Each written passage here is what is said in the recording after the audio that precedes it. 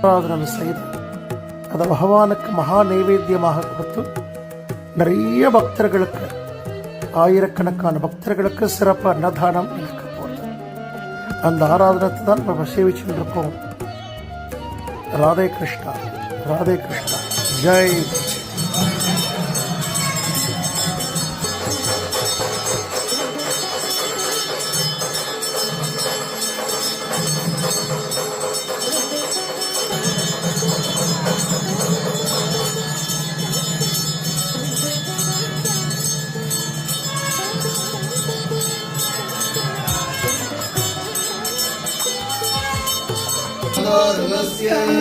पूर्वं देवेभ्यो अमृतस्य नाभिः यो मा ददाति स हि देवः